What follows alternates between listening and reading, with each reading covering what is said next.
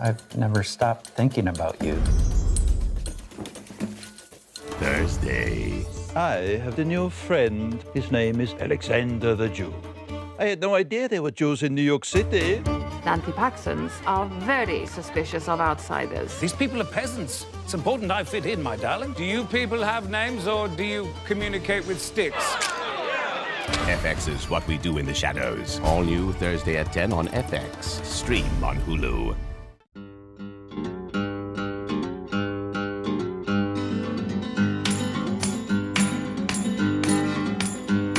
Don't sing if you want to live long. They have no use for your song. You're dead, you're dead, you're dead, you're dead and out of this world. You're listening to League Podcast. What we do in the shadows.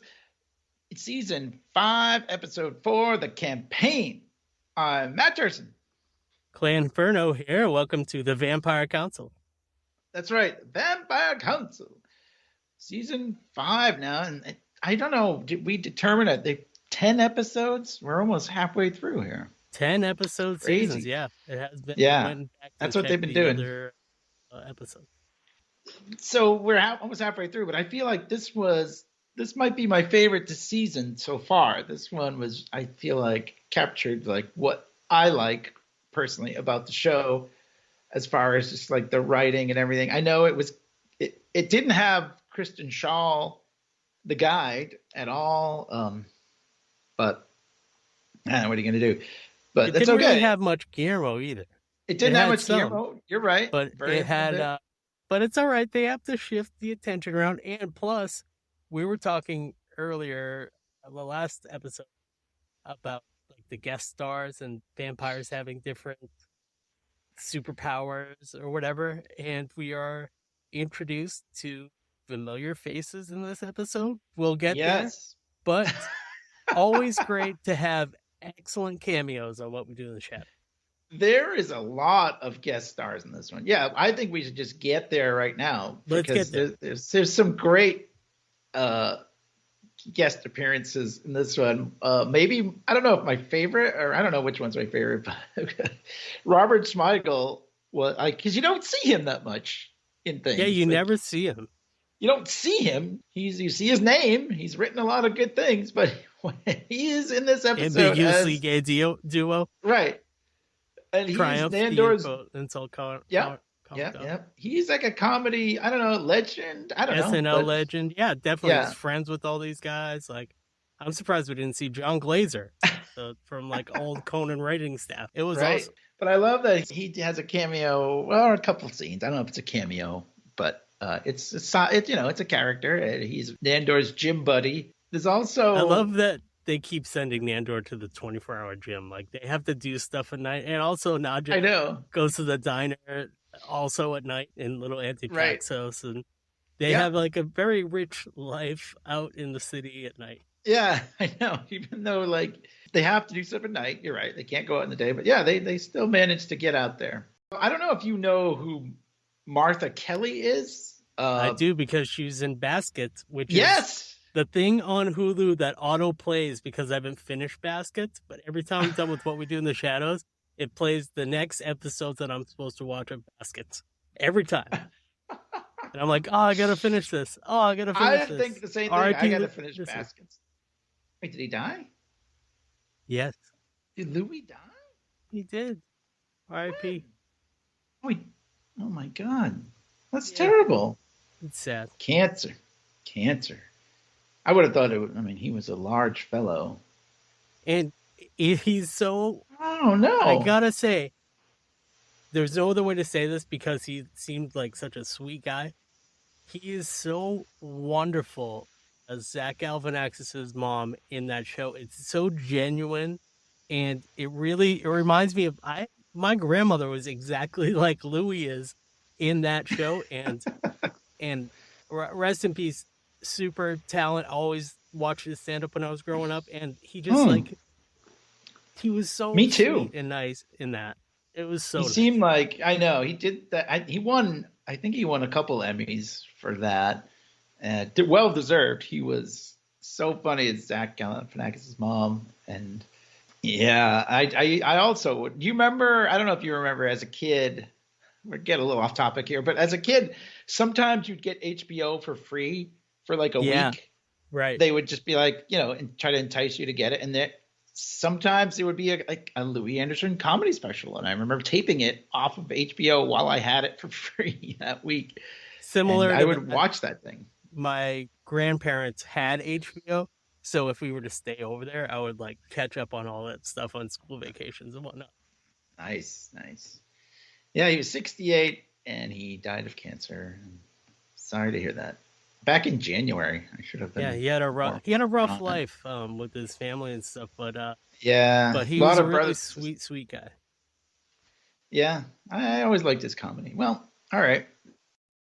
Sorry about that. But anyway, Baskets, Martha Kelly, who has appeared in this episode as the energy vampire, like sort of the head of the energy vampire guild or whatever. They call themselves the Vampire Council, much like us, but it's the Energy Vampire Council. Yep. And she's the chairman. Yeah, that scene. We'll get there in a minute, but yeah, that scene was painful, hilariously painful. We should start at the top then, since we talked a little bit about that, just because we were saying, like, speculating last week about why is Colin Robinson running for comptroller? Is it supposed to be Shawnee? It was, but apparently Sean has a lot of DUIs, they say. I think they said 9 or whatever. I mean, and he was even drunk in the scene. They said they can't have more than 9 to run for city council. Is that what it was? Okay. I mean, you shouldn't be able to have more than 1. You should just be thrown in jail or something, or I don't know. But I mean, like, it's awful the laws in this country, the way they let people get away with drinking, or with driving under the influence. It's a comedy show. Jeez. And I know, it's terrible, but come on, you shouldn't be allowed to. I don't know how you would do it, but they can't joke about it on the vampire show. No, they can definitely joke about it on this show. But I mean, anyway, I think they're making fun of it in a way, because the fact that he had 9 that were more than 9.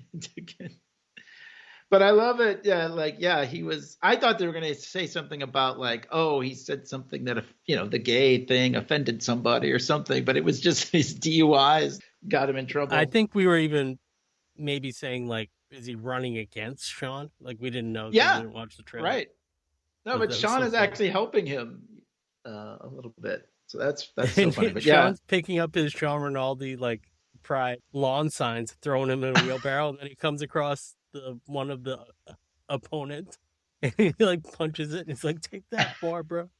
Yeah. I don't know. Sean has become like a really good, just a really funny character. He would used to kind of pop up once in a while, and now here he's becoming more prominent, and I'm okay with that.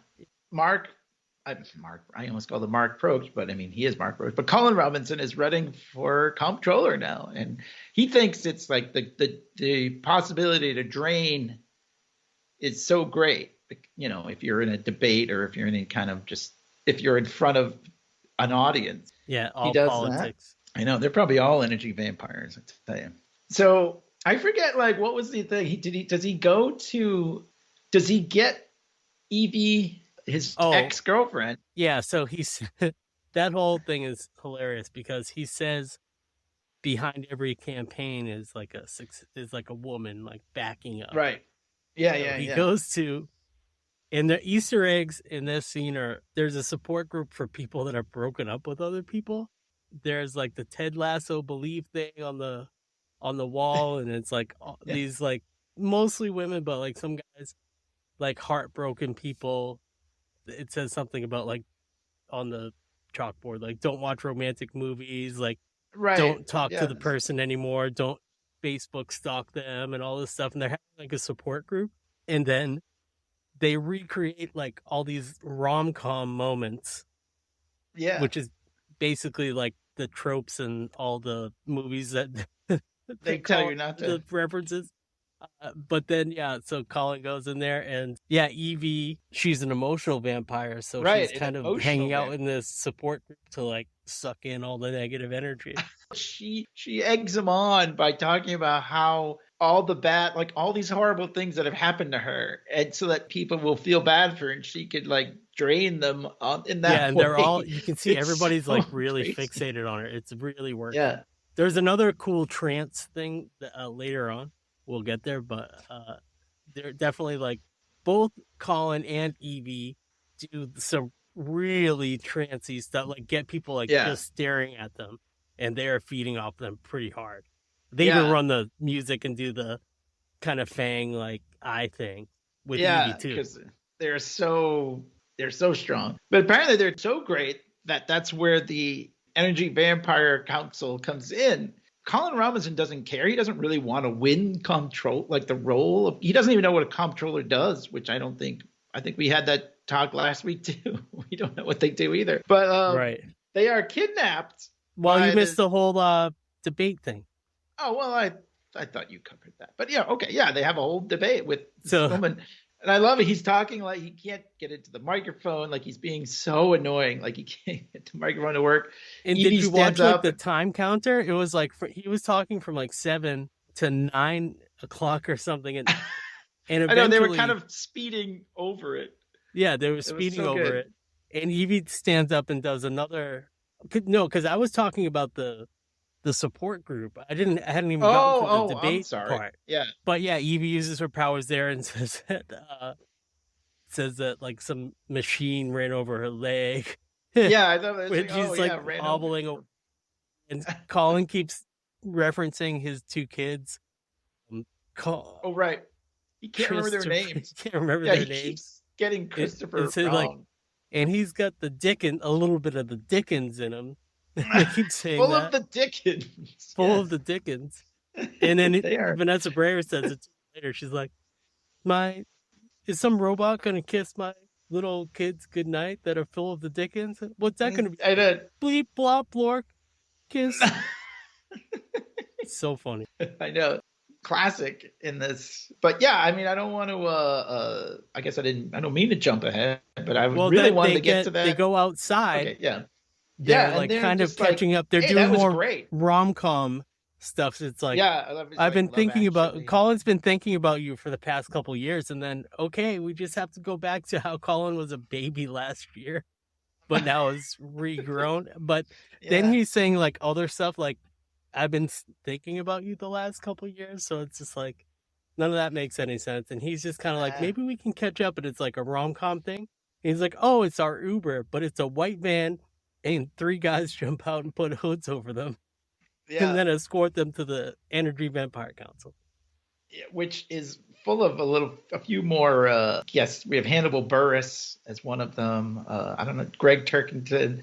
I mean, it's but they're Arpana and Joe Firestone. Yeah.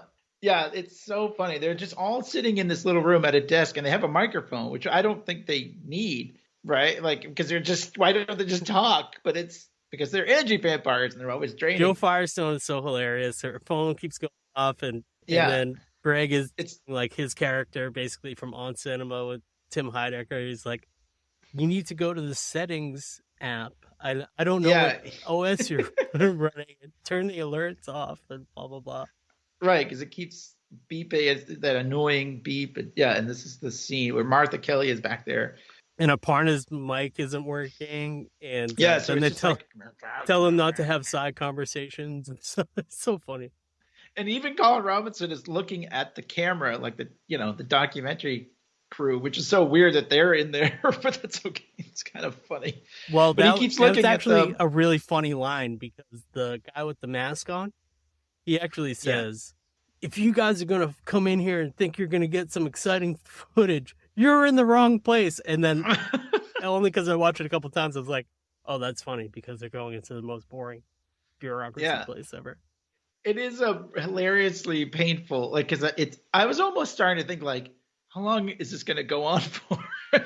And Colin turns to Evie and is like, if we don't survive this, I just want to tell you that I love. And then Aparna like tells him to shut up and no side conversations. And then Martha Kelly comes. Yeah. So basically, the point of the whole thing is they say you have to win the election. It's not enough just to, because we need energy vampires in these, positions, I guess.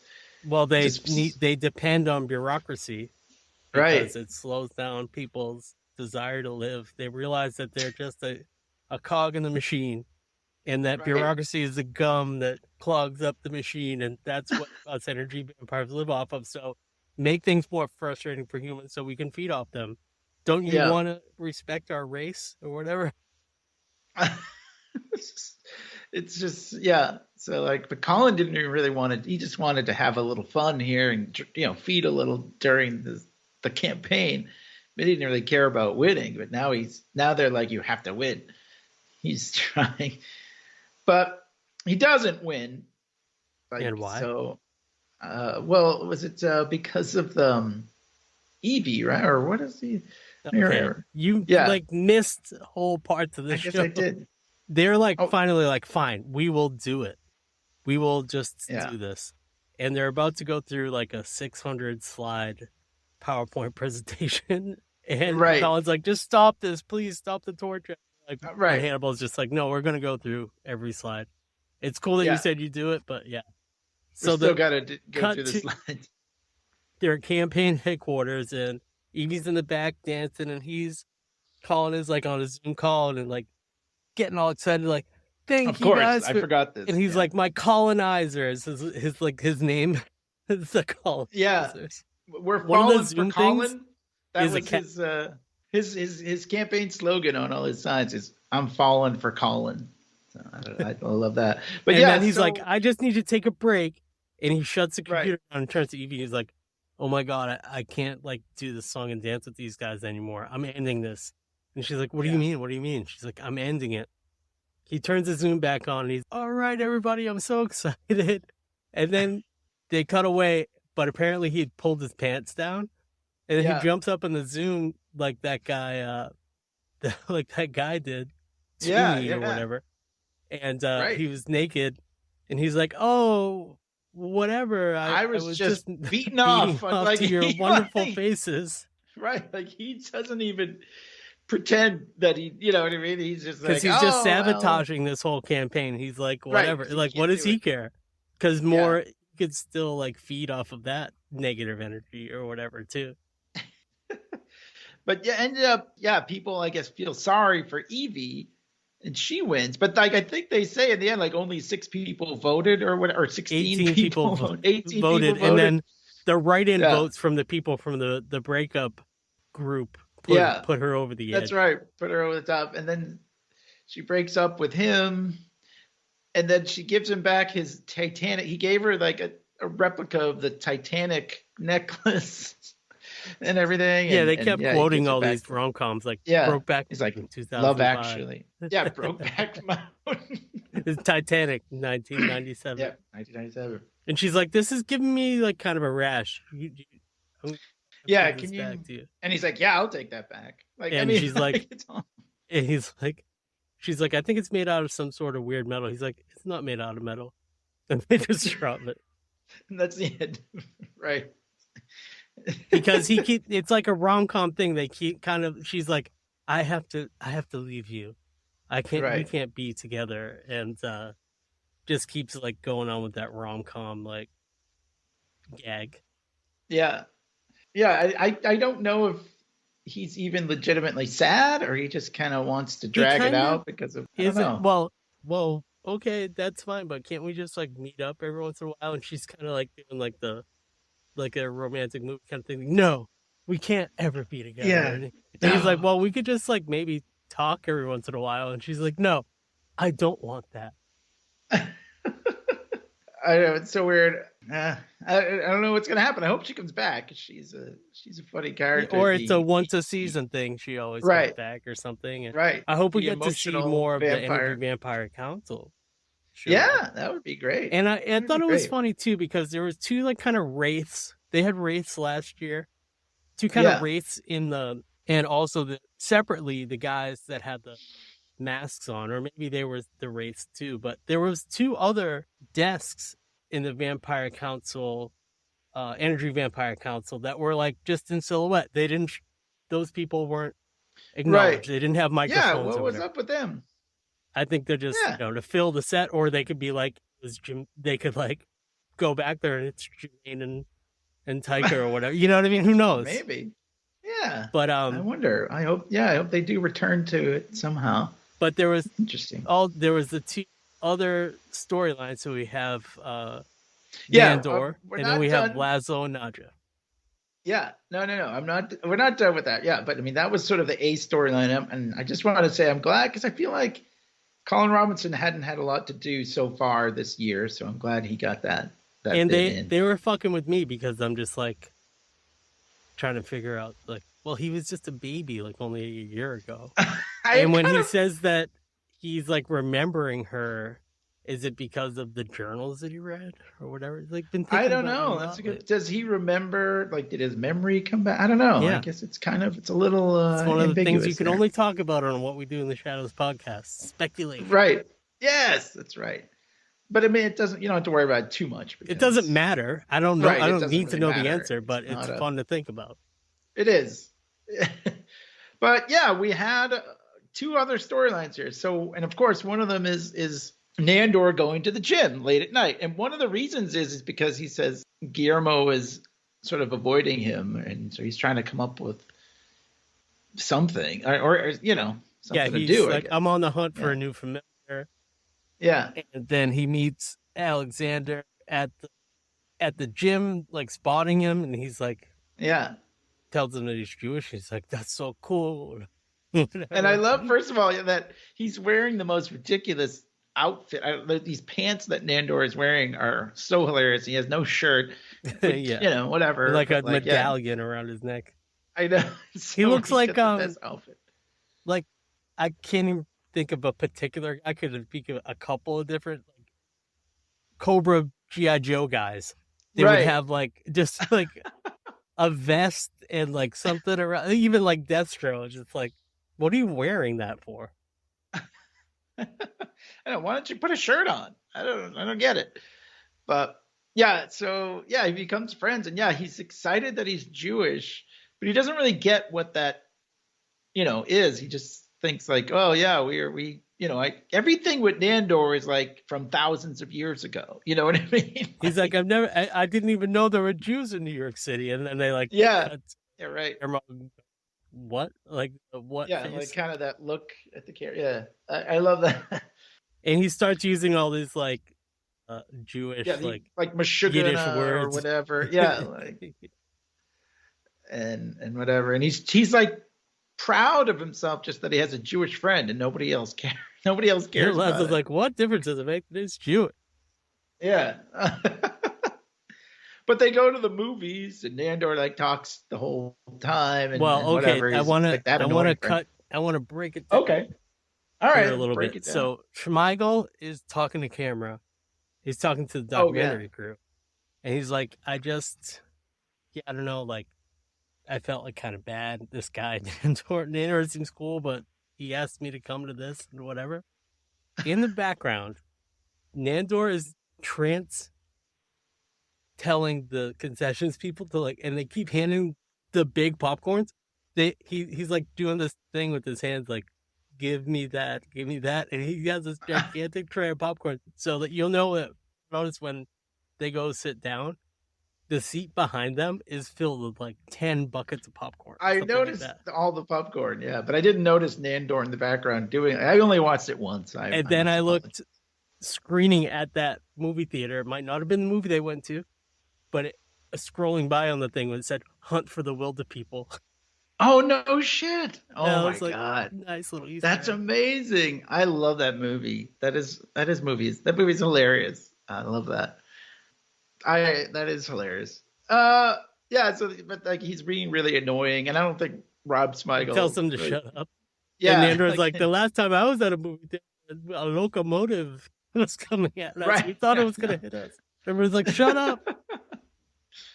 And so then he kind of like starts avoiding him, I think. And Nandor, he's going to the gym all the time, hoping to just run into him. He's doing like hours and hours of cardio, just like hoping that Alexander will be there, but. And then he decides, this is the best, because he wants to be like him, and he asks Guillermo to circumcise him. And he's like, I don't want to do this. And he's like, no, you must, my Jewish friend, and then he goes, we'll be the that's same. me in the corner. That's in the spotlight. That's right. At my circumcision or something. He starts singing REM. Little REM reference there. I like it. Big fan. So does Guillermo actually do it? Yeah, I think he does. But so then he goes into the locker room, or is it even the locker room? But it's at the gym, I think. Yeah, he's at the gym. He's on the treadmill, and Alexander walks in, and he goes, Alexander, I have something to show you. He goes in there, and he shows him his dick. He exposes himself. Yes. But I guess it had grown back by then or something. Yeah, that's what he says. He said, my vampire, I overestimated my vampire healing abilities, and it had grown back already. His foreskin had already grown back. Schmeigel was like, I got to get out of this city. It's like, and then everyone is, so he scares him away by just showing him his dick. But because I was like, what are they going to do with this here? Okay. Where were they going to go with that, circumcision storyline? But there we go. That's where they went. It was just that joke. It grew back. That's perfect. And Schmeigel is great. That's when you have Guillermo and Nandor having a little moment because, right. Guillermo's like, you don't have to make yourself circumcised to be like your friend. You can be different from your friends. And he's like, we're different. He's like, I'm not different. You are. Yeah, Guillermo is trying, but I think he still feels bad because you're not supposed to be, if you're a familiar, you can't be made a vampire by somebody else. Oh, they didn't really do much with that story. Your master says, even right. Some foreskin. Cut off his foreskin, yeah. So that was a nice little moment. Snip his dick, yeah. And then we have the other story. We can't forget about Nadja and Laszlo. Yeah, as you pointed out, she has. Well, I think this is part of her thing because with the guy telling her you have to be nicer or whatever. She has to do a nice thing probably by the end of the season, basically. So she's been hanging out in little Antipaxas. Is it? What is it again? Yeah, you said it right. Okay, exactly good. Right. And she's become friends with the family in that diner that they went to, and I love they show her hanging out with them, and they're all laughing and everything. They keep trying to give her food, and she keeps being like, "Oh no," or they give her something to drink, and she kind of dumps it out. They always Laszlo does that. Too. Yeah, they give him some ouzo, and he goes, "Oh, thanks." Regular human bartender type shit. Yeah, exactly. He just threw it over his shoulder. So, but they want to meet Laszlo, and so she tells Laszlo you have to come meet my little Antipaxos family, and he's like, oh, I know these people, and he thinks that they're basically they're so low born, they're they're basically rednecks, basically. So he wears this. You guys use words to talk, or you just communicate with sticks? Yeah, he walks over to the dog that one of them is holding, and he's like, "Oh, hello, it's nice to meet you. Are you the head of the family?" This is the head of the family, Yaya. Like that. And he shakes the paw of the dog instead of the old lady, which in this universe makes sense because they can turn into bats and stuff. That's right. So maybe he thought it's a dog. Someone turns into a dog or a werewolf. Maybe it's a tiny werewolf. But I love he wears this most ridiculous outfit too. He's just you got to try to be like them, or whatever. And he wears. He has an Abraham Lincoln shirt. It says 407 beers ago, and it's a Jamiroquai bucket hat. He's I'm dressed like one of the Islanders. And it's so ridiculous. And they're insulted. Basically, he insults them. I mean, Nadja saying that kind of has to be I don't know what was. He was drunk or something. I forget. But he has to come back. He said he was dropped on his head when he was a child. So like he comes in and plays like the bouzouki, and he's playing a song that's basically like kill all the anti-Paxos people is the lyrics of the song, because it's the battle cry for their enemies. And so shit. I'm sorry. I tell guess I him to didn't- stop playing that song, pushes him out. And then when he comes back the third time, Okay. at the very end, he comes back the third time, they realize that in their anti-Paxos legends, overprivileged oafish character that is like the king of the pigs, which Yes. they think I is remember now. Laszlo because he's such an idiot and he has a soft brain with chewing gum for brains, and that they think he's like the kind of like the resurrection of Jesus Christ. They think they've been waiting for the resurrection of this king of the pigs, and they're like they embrace him because they think he's such an idiot that he's like a Greek god of being an idiot. He brought his guess. guitar in there. It's all then happily, yeah. they lived everything happily was ever fine. after, right? Like embrace him because of his oafishness. In the Because the they thought he classic, was- what we do in yeah. the vampire fashion, where they don't do it too much anymore, but they cut to the paintings of That's right. the old school paintings where it's like here's the king Yeah. of the pigs, and like they probably had like somebody go down to like the New York Public Library and scan a bunch of stuff or whatever, artists. I wonder, really I would know. like to watch or like see like a little interview with the person that like does, or somebody from the art team that figures that stuff out, because they have to kind of like sometimes they make it like really look like the people. So I imagine that's like some sort of drawing involved. Right. But You have to- sometimes it's just like an old, like, for lack of a better word, like stock footage, old painting from somewhere that fits exactly. Yeah, I mean, I wonder, or did someone actually create that like on Photoshop or something, or I don't know. I think it's kind of like a combination of all those things, because they always show like a bunch. right. Yeah, I wonder where that all came from, but yeah, it is funny. I guess what I was almost trying to say, but because I didn't Go on. was like Laszlo sort of it all kind of like works out for him in a way, Yeah, like it every works out for him. week, every Right. episode, it all kind of ends up working out. To your point, I just think you just simplified it. Sorry. Because there's no guarantee that they're going to accept him as this reincarnation of this god. Like he could just keep going back there and going back there, but that's the thing that makes everything click with him, and that's why they like him, is because of that. But it could have been they could have filmed like 10 more different scenes of him like trying to impress them until they Yeah. figured out what would actually work, Yeah, but it's like a half. but also hour because they sitcom. love Nadja, and Right. Nadja loves him, so they like kind of are trying to. It's like classic relationship stuff. Like, what does she see in him or whatever? And I think that she thinks that she loves him because he's a big dumb idiot, and it's all to her. Yeah, I guess it's true. That's No, my it's- big dumb idiot. It is kind of like bringing the guy home to meet the family or whatever, Yeah. and it is kind of that classic relationship stuff. So There was a lot of rom-com, kind of, like sitcom stuff and movie stuff, and they on Ted Lasso they did a whole rom-com thing in the last season. They had Ted Lasso meme like in the support group, and I see why, because like it definitely connects to the last season there. But if you've never seen Ted Lasso, you would know, or like it's just kind of like they put that in there for no real reason. They didn't have to have it there. It's just like for just fun, like, oh, here we go. like.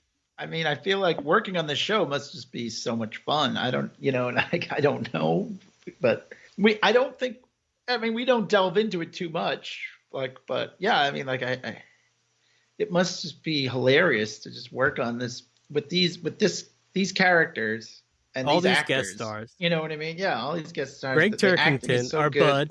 Yep, so good. And Hannibal Buress, He's really funny. Everybody is so he's funny. great. Whoever they get on the show, they get the best people. So yeah, it must just be great working on it. And like I said, this season's been good. Don't get me wrong, but this has been my favorite so far. So I feel like they really just got into, this is what the show is kind of, when it's at its best, it's just these sort of wacky scenarios. Each character has their own little wackiness going on, which I guess they've done, but I don't know. This is my favorite, and that's it. Also, I think we also like a Colin Robinson episode. Yeah, absolutely. And that's okay.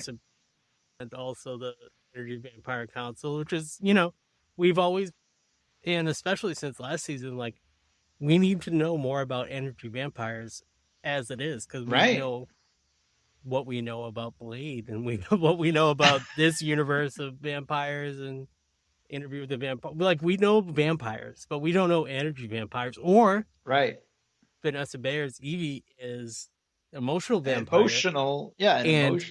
It's great because, they can do emotional vampire council or whatever, but also like a certain type she has her own, they play different music when she's feeding than when Colin's feeding. Because Colin kind of sounds like the little hiss of a bat that like we play like in the beginning of our podcast, but then like hers is more like kind of like, I don't know, it's like a swelling violin or something. It's a different theme. She's definitely a different vampire. Energy and emotional, it's like they're both feeding from negative emotion. Well, it's like she feeds off of she seems to feed off people feeling bad for her or whatever, like that. The whole thing about and ran over my foot and like the kids and this is like the whole. Like, she mentioned so funny. 2 her or 3 stories times. Are so funny about how she was blinded or partially blinded as a kid and that she couldn't move her legs, and she's obviously walking around.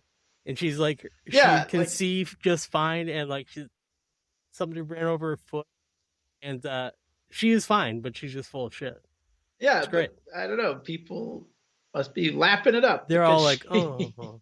I know. And then they all vote for, well, they don't all, 16, whatever, 18 people voted for her or whatever. Well, think about it. If Sean had ran, he would only need to get 18 votes to win the thing. That's not a lot of people at all. He probably put up more than 18 lawn signs in that intro part. And Colin Robinson is going out knocking on doors. And I don't know if it was improvised, but this lady's like holding a baby. And he's like, oh, can she vote?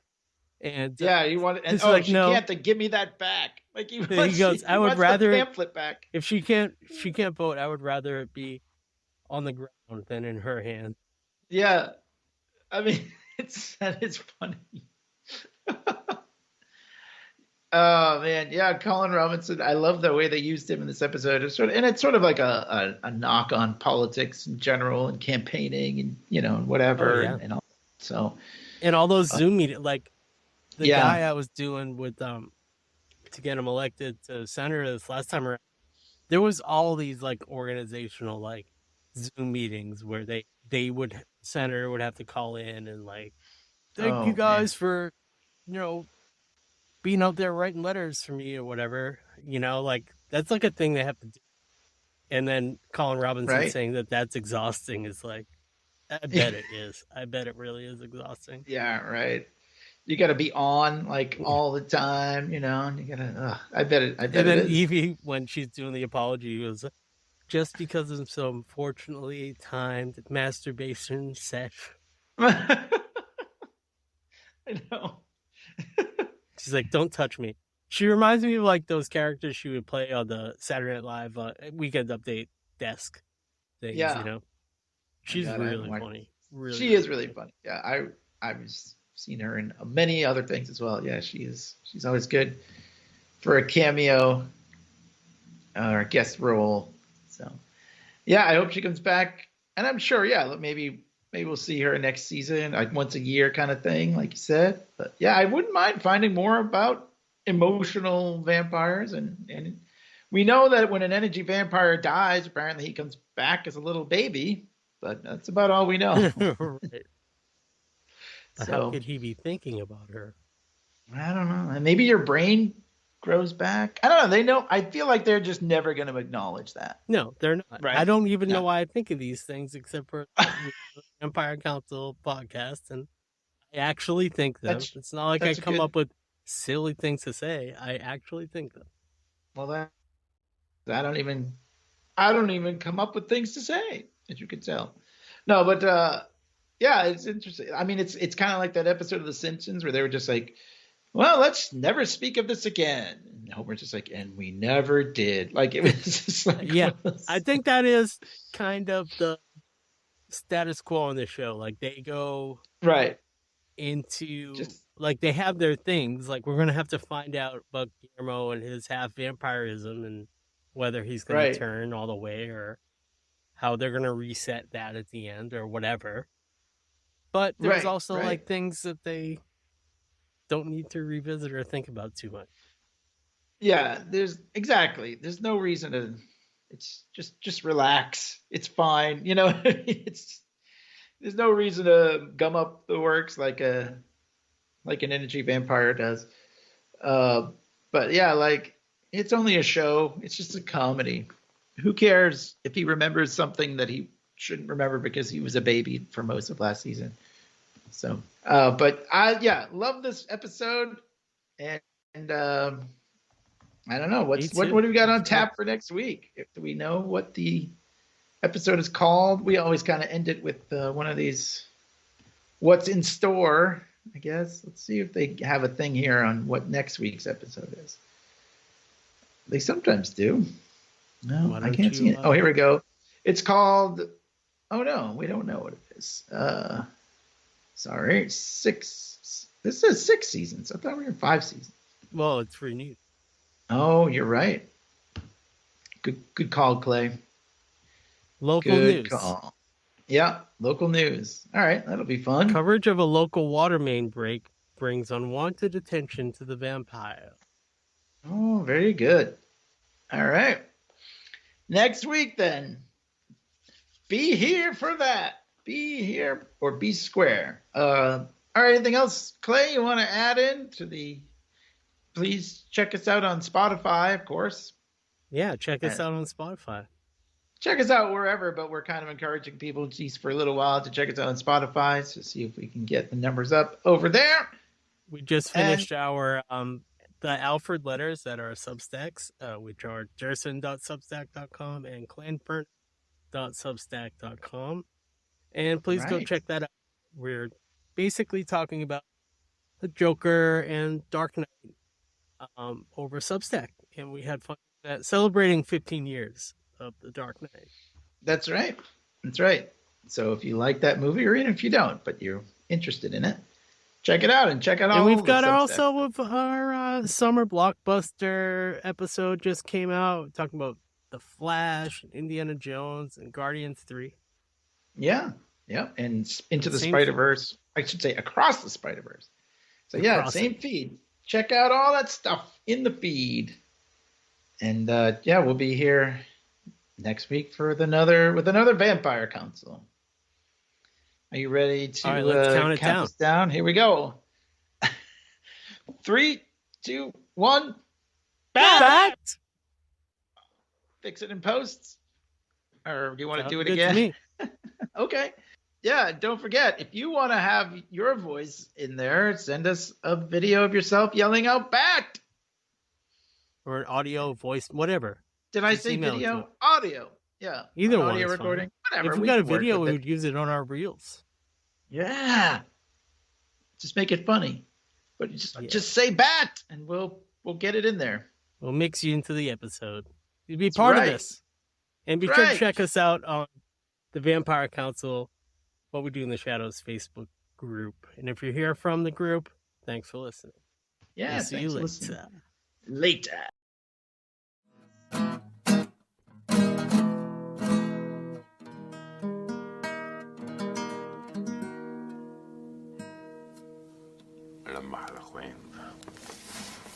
It's one of the hardest guitar pieces in the world to play.